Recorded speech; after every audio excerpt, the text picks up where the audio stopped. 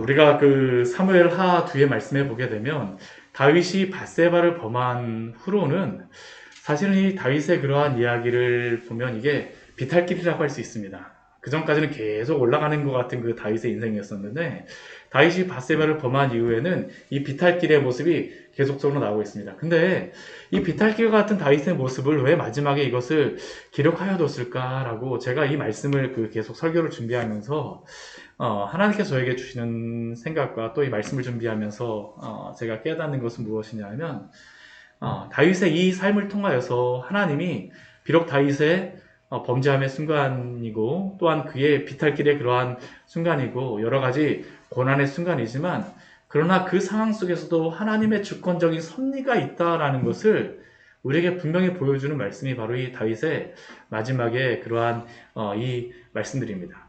우리가 다윗이 그 압살롬이 다윗에게 반역한 후로다 다윗은 이제 그 예루살렘에서 도망 나오게 되죠.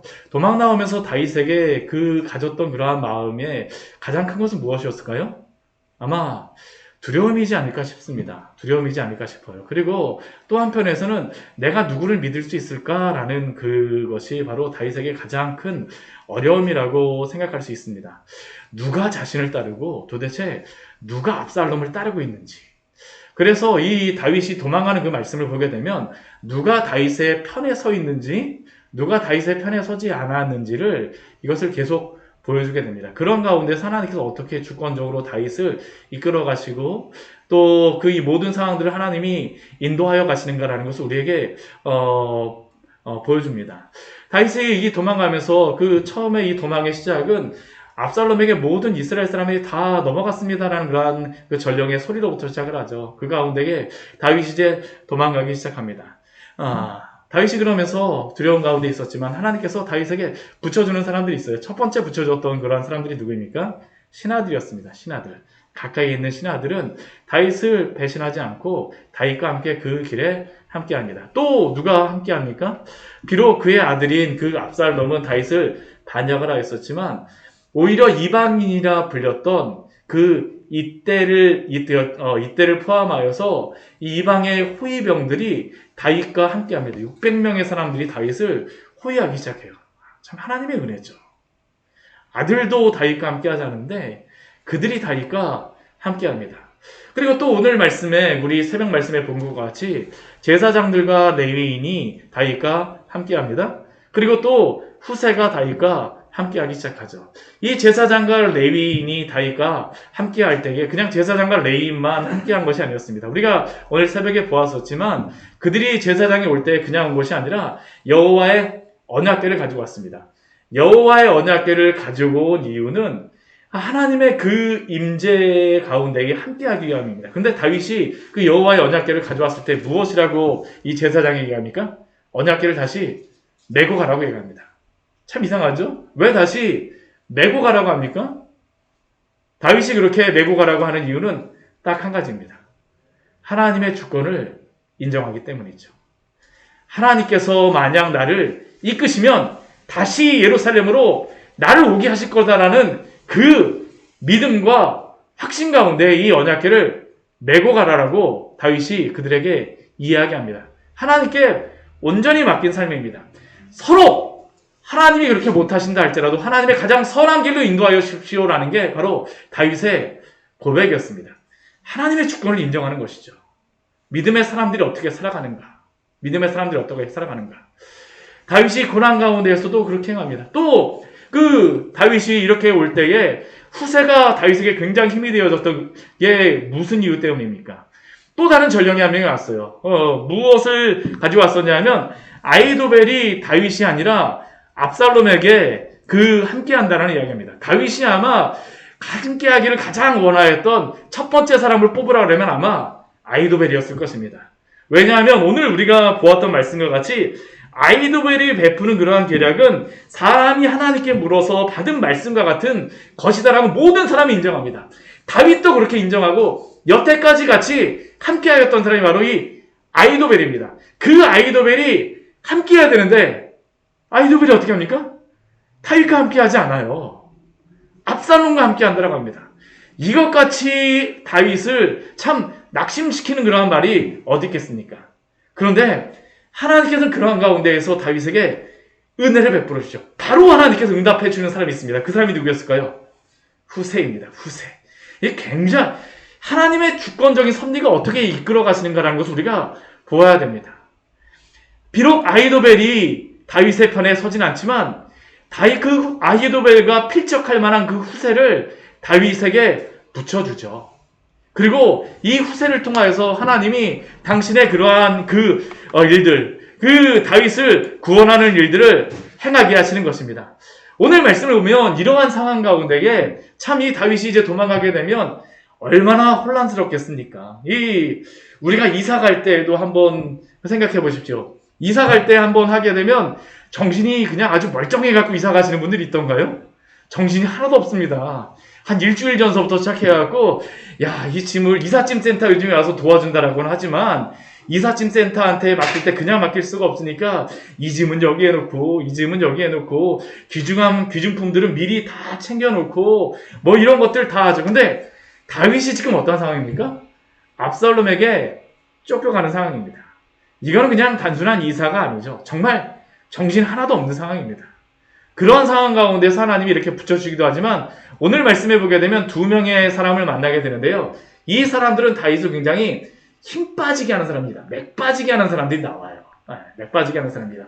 첫 번째 사람이 누구냐 하면 무비보셋의 종 시바입니다. 무비보셋의 종 시바. 이 무비보셋은 누구입니까? 다윗의 아주 절친한 친구였던 요나단의 아들이었었죠. 다리 저는 아들. 그리고 다윗은 이 요나단의 하나밖에 없는 이 혈육이었던 이 무비보셋을 자기의 상에서 같이 음식을 먹을 수 있도록 허락하여 줍니다. 그런데 이렇게 다윗이 그 도망을 갈 때 누가 다윗을 맞으러 오냐 하면 무비보셋의 종 시바가 다윗을 맞으러 옵니다. 그냥 온 것도 아니라 무엇을 가지고 오냐면 떡 200개와 건포도 100송이와 여름과일 100개와 포도주 한 가죽 부대를 가지고 왔습니다. 그런데 사실 이 무비보셋의 종 시바가 온다는 것은 다윗에게는 조금 약간 이상하게 생각되었습니다. 왜냐하면 이 무비보셋의 종 시바 같은 경우는 베냐민 지파에 속하여 있거든요. 어쩌면 다윗이 이렇게 실각하였다는 그러한 이야기를 들었을 때 충분히 압살롬의 편에 설만한 사람이기도 합니다. 그래서 다윗이 이 시바에게 질문합니다. 너가 무슨 뜻으로 이것을 가지고 왔느냐? 다윗에게는 이렇게 시바가 왔다는 것 자체가 조금 낯선 그러한 상황이기 때문입니다. 너가 왜 이것을 가져왔느냐? 이면의 뜻이 있는 것이 아니냐? 그러니까 이 시바가 다윗에게 무엇이라고 얘기하냐면 저는 좋은 뜻을 가지고 왔습니다. 나귀는 당신의 왕의 가족이 타게 하도록 가져왔고 이 떡과 과일은 청년들이 먹도록 하기 위해서 가져왔고 포도주는 들에서 피곤한 자들에게 마시게 하려고 이것을 준비하여 왔습니다. 그런데 다윗이 좀 이상해요. 오게 되면 시바가 오는 것이 아니라 무비보셋이 와야 되는데 왜 시바만 왔느냐라는 게 이상해요. 그래서 다윗이 시바에게 물었습니다. 아니 내 주인의 아들은 어디 가고 왜 너가 왔어? 그러니까 이때 이 시바에 숨겨졌던 그 마음이 나오게 되죠. 그 무비보셋에 대해서 그가 무엇이라고 얘기합니까? 나의 주인 무비보셋은 지금 예루살렘에 있는데 그가 지금 말하기를 오늘 내 아버지의 나라를 내게 돌리리라라고 지금 그가 큰 소리로 외치면서 그렇게 기뻐하고 있습니다라고 지금 이 시바가 말하고 있다는 겁니다. 그런데 이것은 조금만 생각해 보면 거짓말이라는 것을 분명히 알 수 있습니다. 왜냐하면 이스라엘의 왕은 이렇게 절름발이 왕을 세울 수가 없어요. 이 이스라엘의 왕은 전쟁하는 왕을 세우는 게 바로 이들이 세우고자 하는 것입니다. 그러니까 이 무비보셋을 사람들이 원하지 않아요. 더군다나 압살롬이 다윗에게 반역을 하면서 무비보셋에게 그 왕위를 넘겨준다? 무비보셋이 제정신을 가지고 있다면 이렇게 외치면서 좋아할 리가 없습니다. 그런데 다윗은 어떡할까요? 이러한 이야기를 들었을 때 다윗이 굉장히 혼동스러운 상황이니까 이 무비보셋의 이야기를 듣습니다. 그것을 실제로 다 그렇게 무비보셋이 했다라고 믿습니다. 지금 다윗이 굉장히 힘들기 때문입니다. 그의 총명이 좀 어두워졌다는 것을 알죠. 그러니까 이 다윗이 시바에게 무엇이라고 이야기하냐면, 그렇다면 너의 그 모든 것이, 무비보셋에 있는 것이 다 너의 것이 되리라라고 이야기를 합니다. 참 이 다윗이 그 방금 전에만 해도 참 총명하였던 다윗이 왜 이렇게 되었을까요? 이런 혼란스러운 가운데에서 이 다윗이 그 총명을 잠깐 잃어버린 것입니다. 이것은 또한 악한 마귀가 성도를 무너뜨리기 위해서 종종 사용하는 수법이기도 합니다. 우리가 여러 가지 고난 가운데에서 혼란스러워질 때 사탄이 어떻게 합니까? 은근슬쩍 우리의 유익이 되는 어떤 것을 우리에게 제시하면서 우리에게 잘못된 판단을 내리게 하곤 하지 않습니까? 그러나 사랑하는 성도 여러분, 이러한 때일수록 우리는 깨어서 잘 분별하며 판단해야 될 줄 믿습니다. 우리가 바쁘고 힘들 때 사탄은 우리에게, 우리의 귓가에 하나님을 섬기고 하나님을 예배하기보다는 너가 편한 것이 먼저지, 지금 당장 먹고 살 것도 없고 너가 지금 살기에도 그렇게 빠듯한데 예배에 참석하고 또한 헌금을 하고 교회 봉사를 해? 아니야. 그러한 것은 너가 다 편해지고 난 다음에 나중에 너가 할 수 있을 때 해도 돼. 그런데 생각해 보십시오. 우리가 조그마한 유익을 위해서 그러한 것들을 추구할 때 우리의 영혼에 도움이 됩니까? 결코 그렇지 않습니다. 결코 그렇지 않아요. 오히려 우리의 영혼을 게을러지게 만들고 주님을 찾지 못하게 하고 결국엔 주님 앞에 나오고 싶어도 스스로 자신의 그러한 부족함을 보면서 자책하고 나오지 못하게 하는 그런 이유가 될 때가 있지 않습니까? 이러한 거짓말에 우리는 속아 넘어가지 말아야 합니다. 조그마한 유익을 위하여서 본질적인 주의 지혜의 길을 떠나지 마십시오. 혼란스러울 때일수록 성급하게 판단하지 말고 더욱 주님을 의지하며 믿음으로 살아가시기를 축원합니다. 이게 우리가 그렇게 살아가야 됩니다. 이 사단의 이 악한 거짓말에 우리가 속아 넘어가지 말아야 돼요. 항상 이렇게 우리를 넘어뜨리려고 하죠. 또 오늘 다윗을 보게 되면 또 다른 사람이 와서 다윗을 힘들게 합니다. 두 번째 사람은 누구냐면 시바입니다. 시바. 이 시바는 어떤 사람이냐면 사울의 친족 중 한 사람이라고 우리 5절 말씀에 보면 말하고 있습니다. 사울의 친족 중 한 사람. 이 무비보셋도 다윗 사울의 손자 아닙니까? 근데 이 사울의 친족 중 또 한 사람이 나와요. 이게 사단이 항상 이럽니다. 우리를 넘어뜨리려고 할 때 비슷한 것을 가지고 우리로 하여금 더욱더 이 아픈데 더 아프게 하는 게 바로 이 사탄의 그러한 계교죠. 우리를 넘어뜨리려고 합니다. 이 사울의 친족이 와서 이 시므이가 와서 그 다윗을 어떻게 할까요? 저주하기 시작합니다. 저주하기 시작해요. 그것뿐만 아니라 다윗과 다윗왕의 모든 신하를 향해서 돌을 던집니다. 지금 도망가는 것도 너무 힘든데 이 시므이라고 하는 사람이 와서 저주를 하면서 욕을 하고 돌을 던지니까 다윗과 그 일행이 얼마나 맥이 빠질까요? 이 바후림이라고 하는 지역이 어떤 지역이냐 하면 이 베냐민 지파에 속한 지역이면서도 또 이 지역에서 어떤 일이 있었었냐면 바로 앞전에 보게 되면 다윗의 그러한 그 사울의 딸이었던 미갈, 다윗의 첫 번째 아내 있잖아요. 첫 번째 아내였던 미갈이 다윗이 그 사울에게서 도망가고 난 다음에 사울이 그 다른데 시집 보냈습니다. 근데 그 시집 보낸 그 남편이 마지막까지 따라왔던 장소가 어디냐? 바로 이 바후림입니다. 바후림. 그러니까 이 바후림 지역은 다윗에게 대하여서 별로 좋은 마음을 가지고 있지 않은 그러한 지역이죠. 거기에 대표자와 같은 이 시므이가 와서 지금 이 다윗이 도망가는 가운데서 돌을 던지고 다윗을 힘들게 하는 겁니다. 우리 뒤에 보게 되면 다윗의 아주 가장 아픈 말만 하죠. 우리 7절 말씀 보게 되면 시므이가 무엇으로 저주하고 있습니까?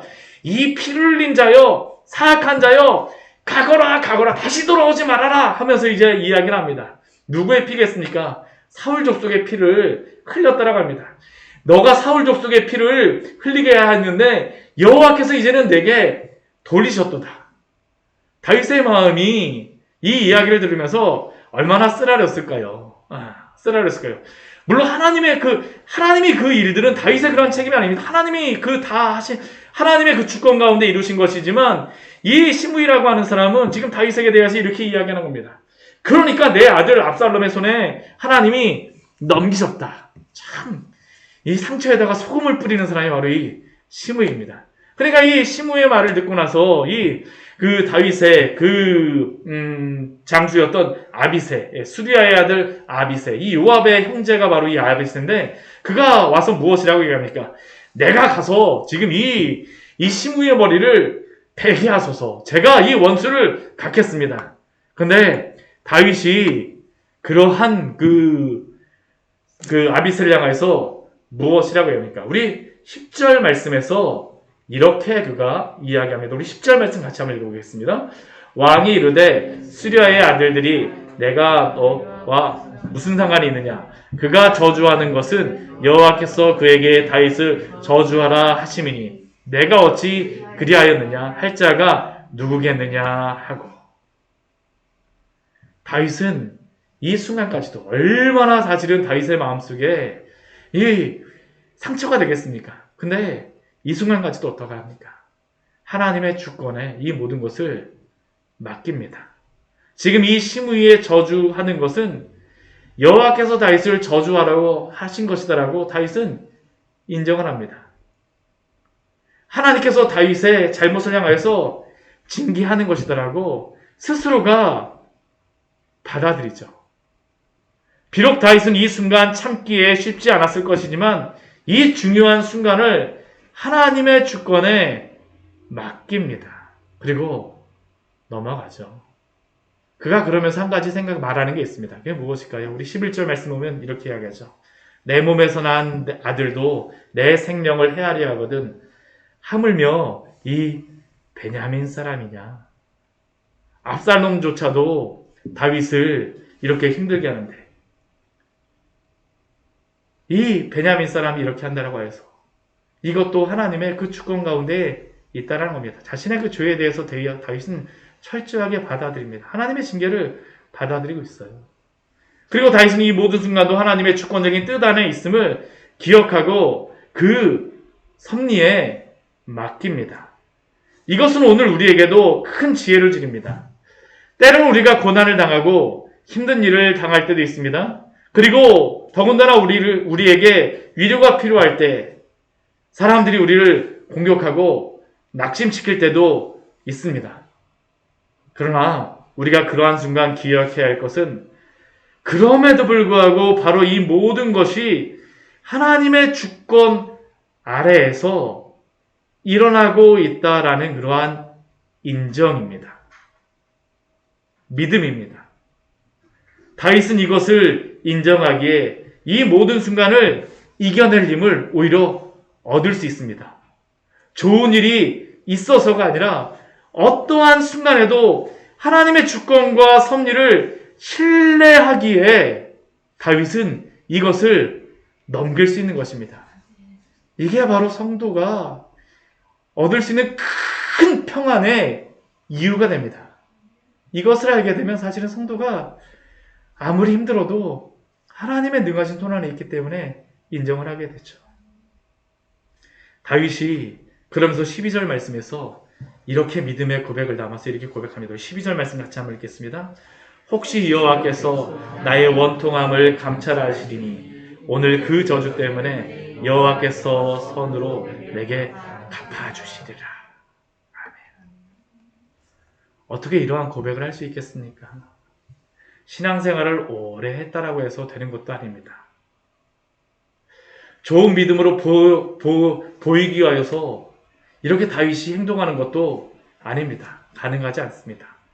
오직 우리 주님의 주권을 인정하는 사람만이 그리고 그 은혜 안에 살아갈 때에만 가능한 줄 믿으시기 바랍니다. 오 주여, 우리에게 이러한 은혜를 주시옵소서.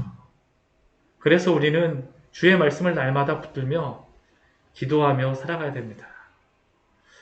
근데 오늘 보게 되면 이 무비보셋의 종 시바를 만나고 이 시므이를 만난 것이 다윗에게는 너무 힘들어요. 우리 14절 말씀 보게 되면 이렇게 기록되어 있습니다. 왕과 그와 함께 있는 백성들이 다 피곤하여 한 곳에 이르러 거기서 쉬니라. 정말 힘들지 않습니까? 이러한 이야기 한두 번만 들으면 얼마나 맥이 빠집니까? 다윗이 가는데 끝까지 따라오면서 계속 이 이야기를 하니까 얼마나 힘들겠습니까? 다 피곤하여서 한 곳에 이르러서 쉬고 있습니다. 그런데 다윗이 이렇게 힘들게 지쳐 있는 순간에도 기억해야 될 것은 무엇이냐면 하나님께서는 그러한 순간에도 일하고 계시다라는 겁니다. 오늘 말씀을 보게 되면 하나님의 일하심을 볼 수가 있어요. 참 이게 하나님의 일하심이면서도 참 한편으로는 좀 이상하기도 한 말씀입니다. 뒤에 말씀에 보게 되면 압살롬과 모든 이스라엘 백성들이 예루살렘에 이르릅니다. 아이도벨도 압살롬과 함께 이 예루살렘에 들어갑니다. 이것을 생각해 보게 되면 앞에 다윗과는 어떻습니까? 다윗은 지금 너무나도 힘들어갖고 지쳐가고 한 곳에 모여갖고 다 피곤하여서 겨우 앉아있는데 이 압살롬과 그의 사람들은 어떻습니까? 지금 개선 장군입니다. 개선 장군. 우와 하면서 막 예루살렘에 진짜 막 힘있게 막 들어오는 거죠. 너무나도 평탄하게 잘 들어옵니다. 사람이 보기에는 이 압살롬의 그러한 길은 아주 넓은 길처럼 보입니다. 이러한 것을 우리는 볼 때는 불공평한 것처럼 생각되지 않습니까? 악인이 이렇게 너무나도 잘 될 때. 그러나 이러한 속에서도 하나님께서 다윗의 삶을, 다윗의 그러한 길을 인도하십니다. 그 인도하심이 무엇일까요? 후세를 압살롬의 그러한 사람들 가운데에 함께 하시는 은혜를 베풀어 주시는 것입니다. 오늘 한번 말씀 보십시오. 이 후세라고 하는 인물이 너무나도 중요합니다. 아이도벨의 그러한 괴계를 이게 패하게 할 수 있는 사람은 후세밖에 없습니다. 후세가 여기에 들어가느냐 못 들어가느냐가 사실은 이 전쟁의 승패에 아주 큰 일입니다. 근데 압살롬이 여기에 너무나도 넓은 길 가운데 막 들어오니까 어떡할까요? 압살롬의 마음이 아주 고무되어 있습니다. 우와, 내가 이제 왕이 됐구나. 압살롬이 기분이 아주 좋습니다. 주변의 사람들이 왕이여 만세, 왕이여 만세 이러한 가운데 누가 나타났을까요? 후세가 나타납니다. 우리 16절 말씀에 보면 다윗의 친구 아렉 사람 후세가 압살롬에게 나아갑니다. 그러면서 그가 무엇이라고 할까요? 다른 사람들과 같이 왕이여 만세! 왕이여 만세! 하는 겁니다. 근데 우리 여기에 보게 되면 중요한 게 있는데 왕이여 만세! 왕이여 만세라고 하지만 이 아렉 사람 후세를 누구로서 소개합니까? 다윗의 친구 아렉 사람 후세입니다. 여기에 보면 왕이여 만세, 왕이여 만세라고 하지만 실제로 여기에서 압살롬 왕이여 만세인지 다윗 왕이여 만세인지가 나오질 않습니다. 사실 후세는 그렇다면 지금 여기서 누구 만세를 외치고 있을까요? 속으로는요. 다윗 왕 만세를 외치고 있는 겁니다. 다윗 왕 만세를 외치고 있어요. 그렇지만 이러한 그 후세의 왕이여 만세, 왕이여 만세 하지만 그 압살롬의 귀에는 누구 만세로다 들렸을까요? 압살롬 만세로다 들리는 겁니다. 이게 하나님의 은혜입니다. 압살롬이 만약 여기서 기분 좋지 않았으면 분명히 한두 번쯤 의심해 볼 만한 상황입니다. 여기에 그 압살롬이 바로 후세에게 그래서 이야기를 하죠. 아니 너가 어찌하여서 내 친구와 함께 가지 아니하고 나와 함께 하였느냐. 후세가 압살롬에게 무엇이라고 이야기합니까? 내가 그렇지 않습니다. 내가 여호와와 이 백성 모든 이스라엘의 택한 자에게 속하여 그와 함께 있을 것이다 라고 그가 고백합니다. 지금 후세는 누구의 편에 속하겠다는 겁니까? 여호와와 이 백성이 택한 자. 그럼 누굴까요? 압살롬일까요? 다윗일까요? 다윗입니다. 다윗은 하나님이 택하신 적이 한 번도 없어요. 하나님이 그를 세우시질 않으셨습니다. 그런데 지금 이 후세라고 하는 인물은 압살롬의 귀에 좋은 이야기를 하는 것처럼 들립니다. 근데 조금만 생각해보면 압살롬은 어떻게 할까요? 이게 나한테 하는 얘기가 아닐 수도 있습니다. 그런데도 불구하고 이 후세는 이 후세가 이 이야기를 했을 때 압살롬은 이 말을 누구에게 하는 거로 다 들었을까요? 나한테 하는구나. 그래, 여호와가 나를 택하셨구나. 반대로 다 생각을 하는 거죠. 여호와가 나를 택하셨구나. 백성들이 나를 택하였구나. 그래서 후세도 나와 함께 있구나. 그리고 후세가 이야기합니다. 내가 이제 누구를 섬기리이까? 그의 아들이 아니니까. 여기도 보면 이 아들이 꼭 압살롬만은 아닙니다. 그렇죠? 그런데 압살롬은 누구를 지금 편을 들고 있다고 생각할까요? 지금 후세가 자신을 하고 자신 편에 있다고 생각하는 겁니다. 그리고 이 일을 통해서 후세가 어떻게 됐을까요? 압살롬 이 안에 꼭 들어가서 있게 하는 겁니다. 하나님이 주시는 은혜입니다. 하나님이 주시는 은혜예요. 하나님이 주시는 은혜입니다. 아까 우리가 불렀던 찬양같이 나의 등 뒤에서 나를 도우시는 분. 사실 이것이 어떻게 보면 전혀 아닌 것, 도움으로 보이지 않을 수 있을지도 모르지만 그런 하나님께서 이 모든 순간순간마다 하나하나 간섭하시고 인도하신다는 것을 기억하십시오. 하나님이 성도의 삶에 이렇게 인도하세요. 그러나 이 뒤에 보게 되면 압살롬이 아히도벨에게 그러나 그 첫 번째 그 모사로서의 그러한 일들을 부탁을 하죠. 너는 우리에게 어떻게 행할지를 가르치려 하니까 이 아히도벨이 압살롬에게 하는 일이 무엇입니까? 이 후궁들을 범하라라고 이야기를 합니다. 왜 범하라라고 이야기할까요? 다윗 왕에 미워하는 바가 되기 위하여서라고 합니다. 근데 그 미워하는 바가 된다라고 하는데 그 뒤에 말씀을 보게 되면 왕과 함께 있는 모든 사람의 힘이 더욱 강하여진다라고 이야기를 합니다. 아니 이 후궁을 범하는 일이 왜 이 압살롬의 병사들의 그러한 힘을 강하게 만들까요? 이 이유가 무엇이냐 하면 압살롬이 만약 다윗의 후궁을 범하게 되면 이제는 건너올 수 없는 강을 건너는 겁니다. 그리고 압살롬과 함께 있는 사람들은 압살롬이 그렇게 행했기 때문에 더 이상 다윗에게는 용서받을 거라는 것을 기대할 수가 없어요. 그러니까 이 압살롬과 함께하는 사람들 어떻습니까? 죽으나 사나 이제 압살롬과 함께해야 되는 겁니다. 그런데 하나님이 이러한 것을 기뻐하실까요? 기뻐하지 않습니다. 압살롬도 그렇고 이 아히도벨도 그렇고 지금 이 아히도벨이 이것을 첫 번째 명령한 이유가 있죠. 왜 그럴까요? 아히도벨의 손녀였던 밧세바가 사실은 다윗에게 이 범하여지는 일들이 있다 보니까 아히도벨이 이것을 시키는 것이죠. 이것은 이 시대에 그러한 왕이 다른 나라를 점령하게 되면 그 후궁을 자신의 아내로 삼는 것이 있었습니다. 그러나 이것이 하나님이 기뻐하실까요? 기뻐하는 것이 아닙니다. 하나님이 기뻐하지 않으세요. 그럼에도 불구하고 이들이 이 악을 행함으로 말미암아 결국은 어떻게 되겠습니까? 하나님의 그러한 심판을 자초하는 그러한 것이 되어짐을 우리는 기억해야 합니다. 오늘 말씀을 보게 되면 우리는 다윗이 참 어려운 일을 당하고 있는 것을 보게 됩니다. 그리고 사실 다윗이 어려움을 당하고 있고 그의 마음도 굉장히 어렵습니다. 쫓겨가는 가운데 무비보셋이 자신이 왕이 되리라는 그 말을 그의 종 시바에게 들었을 때 그래서 그는 그 무비보셋의 말을 듣고 그 재산을 다 시바에게 넘겨줍니다. 다 누가 보아도 이것은 거짓임에도 불구하고 다윗은 이 어려움에 처해 있기 때문에 그 말을 믿게 되는 것이죠.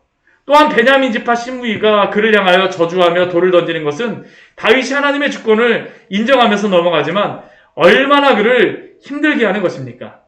반면 반역을 일으킨 압살롬은 너무나도 여유롭게 예루살렘에 무혈 입성을 합니다. 그리고 이러한 모습은 아까도 말씀드린 것과 같이 불공평하다는 생각을 들게 합니다. 그러나 우리가 기억해야 될 것은 무엇입니까? 사람이 보기에는 불공평한 것처럼 보인다 할지라도 하나님 편에서는 결코 문제가 없다라는 사실입니다. 공의의 하나님께서는 다윗의 죄에 대하여 분명히 지금 징계하십니다. 하나님의 공의 앞에서 하나님은 그 죄를 넘어가지 않으세요. 그리고 다윗은 바로 이것을 인정합니다.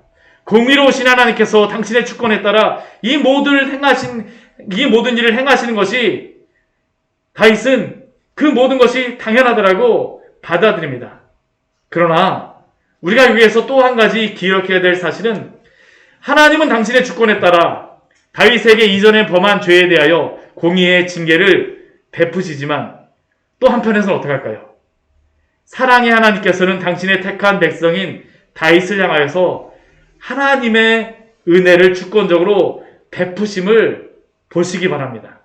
비록 다윗이 죄를 범하였으나 그러나 하나님은 또한 당신의 주권 가운데 그를 향하여서 그 살 길을 만들어 주십니다. 오늘 후세를 압살롬의 신하 가운데 들어갈 수 있도록 하시는 것이 바로 하나님의 은혜가 아니고 무엇이겠습니까? 성도의 삶은 무엇일까요? 바로 하나님의 주권 가운데에 때로는 하나님께서 당신의 공의에 따라 징계하실 때도 있습니다. 또 한편에서는 하나님의 주권에 따라서 오늘도 사랑과 용서를 베풀어 주는 줄 믿습니다. 우리가 분명히 기억해야 될 사실은 바로 이것입니다. 우리는 자신을 불공평하다라고 말할 수 있지만 그러나 우리는 누구도 하나님의 공의의 법 앞에서는 구원받을 수 있는 영혼은 아무도 없습니다. 다윗조차도 그 공의의 판단을 받는다면 그도 역시 죽을 수밖에 없는 죄인입니다. 그러나 하나님이 다윗에게 베풀어 주신 은혜가 무엇입니까? 하나님의 택하신 그 백성 다윗을 향하여서 하나님께서는 당신의 사랑의 법을 따라서 주권적으로 구원을 베풀어 주시고 구원을 베풀어 가십니다. 이것이 바로 다윗의 삶을 통하여 분명하게 보여주시는 중요한 진리입니다. 다윗의 이 징계는 바로 이러한 하나님의 주권적인 섭리 가운데에 또한 베풀어 주시는 하나님의 사랑의 그러한 그림책이라는 것을 기억하십시오. 하나님이 우리의 삶을 이렇게 인도하여 가심을 기억하시기 바랍니다. 그렇게 사랑하는 성도 여러분, 하나님의 주권 가운데에서 하나님의 선한 도구로 사용되기를 소원하십시오. 이 땅에서 성공하고 이 땅에서 많은 부귀영화를 누리겠다라고 하는 소원과 소망이 아니라 하나님의 주권 가운데 하나님의 선한 도구로 사용되기를 우리는 간절히 기도해야 합니다. 오늘 말씀을 보게 되면 다윗을 포함하여서 많은 사람이 나옵니다. 다윗을 따르는 많은 충성스러운 신하가 있는가 하면 반대로 혼란스러운 다윗을 이용하고자 하는 시바와 같은 그러한 종도 있고 또한 시므이와 같이 다윗을 넘어뜨리기 위해서 저주를 퍼붓는 사람도 있으며 압살롬과 같이 아히도벨과 같이 하나님이 택하신 그 다윗을 대적하여 반역하며 죽이려고 악한 꾀를 내며 그 이상의 죄악을 행하는 그러한 사람들도 있습니다. 그런데 성도는 이러한 악한 일에 결코 쓰임을 받아서는 안 됩니다. 오늘 말씀 보게 되면 참 무서운 한 구절의 말씀이 있습니다. 아까 제가 읽었었지만 우리 10절 말씀에 보게 되면 이러한 말씀이 있어요. 아까 시므이를 향하여서 다윗이 이야기하였던 것이죠. 왕이 이르되 수야의 아들들아 내가 무슨 상관이 있느냐? 그가 저주하는 것은 여호와께서 그에게 다윗을 저주하라 하심이니 내가 어찌 그리하느냐? 할 자가 누구겠느냐 하고 지금 다윗은 여호와께서 시므이로 하여금 다윗을 저주하게 하신다라고 이야기합니다. 이것은 다윗을 저주하는 것에 시므이가 도구로 사용되고 있다는 것을 우리에게 말씀합니다. 이 모든 시므이의 행동은 하나님의 주권 가운데에서 이루어지고 있다는 것을 우리에게 알려주고 있습니다. 물론 하나님이 이 악을 행하는 이유는 아닙니다. 그가 스스로 이 악을 행합니다. 그러나 문제는 이 모든 것이 넓게 보면 하나님의 주권 가운데 있음을 우리는 부인할 수 없습니다. 지금 시므이는 어떻습니까? 마귀의 도구입니다. 죄의 종으로 사용되고 있습니다. 그런데 이것이 얼마나 불행한 인생입니까? 주의 선한 도구가 아니라 악을 행하는 도구로 이 생을 낭비하는 모습. 사랑하는 성도 여러분, 이러한 삶에 우리의 삶을 단 1초도 낭비하지 마시기를 축원합니다. 정말 1초도 낭비하지 마십시오. 1초도 낭비하지 마세요. 하나님께서 주권 가운데에 이러한 사람들을 은혜를 주시지 않고 내버려 두시는 것이지만 그러나 하나님의 백성은 하나님을 끝까지 붙잡는 사람입니다.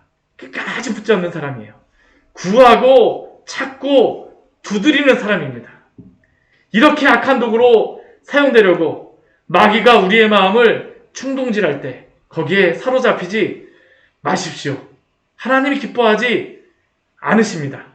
끝까지 주님 의지하시기를 축원합니다. 다윗도 비록 인간인지라 무비보셋을 오해하기도 하지만 그러나 시므이 때에는 하나님의 주권에 맡깁니다. 어려운 순간 주님의 주권을 인정하며 그분을 신뢰하십시오. 바로 예수 그리스도가 이러한 믿음으로 우리 하나님을 믿고 신뢰하며 살아가도록 하기 위해서 우리를 위하여 죽으셨습니다. 우리는 그리스도 안에서 새로운 피조물입니다. 이전 것은 지나갔습니다. 우리는 새 것이 되었습니다. 그렇게 하나님의 귀한 도구로 끝까지 주님 붙드시는 귀한 성도님들 되시기를 축원합니다. 같이 기도하도록 하겠습니다. 우리 오늘 말씀 같이 기억하시면서 우리 기도하기로 합니다. 우리 오늘 말씀 보게 되면 여러 사람들이 나옵니다. 그리고 그 가운데서 하나님의 주권을 우리에게 보여주고 계세요. 하나님의 주권을 우리에게 보여주고 계십니다. 하나님이 당신의 택한 성도에게 때로는 하나님의 공의를 따라 징계하기도 하시지만 그런 하나님께서는 그 징계를 통하여서 그냥 성도를 징계하시는 목적이 아니라 당신의 사랑 가운데에 그 성도를 세우시는 것이 목적입니다. 이것을 잊지 마십시오. 그렇기에 오늘도 주님 의지하시기를 축원합니다. 우리 이 시간 기도할 때에 주님, 제가 주님의 선한 도구로 사용되겠습니다. 주님의 귀한 도구로 사용되기를 소원합니다. 때로는 우리가 죄를 범하였다 할지라도 다시 한번 주님 붙들게 하여 주시고 주님의 주권 가운데 인도하심을 끝까지 바라보며 구하고 찾고 당신 앞에 하나님 아버지 기도하는 성도들로서 서게 하여 주시옵소서. 주의 주권을 날마다 인정하는 성도들로서 살게 하여 주시옵소서. 이 시간 주님 앞에 간절히 기도하도록 하겠습니다. 같이 기도하시겠습니다. 하나님 아버지, 이 시간 주님 앞에 저희들 기도하며 나아갑니다. 우리가 하나님 아버지 정말로 주님 앞에서 어떠한 자들인가를 하나님 아버지 알게 하여 주시옵소서. 우리가 하나님 아버지 어떠한 자인가를 하나님 아버지 알게 하여 주시옵소서. 우리에게 하나님 아버지 주신 구원의 크신 은혜를 하나님 아버지 알게 하여 주시고 주의 하나님 아버지 크신 은혜가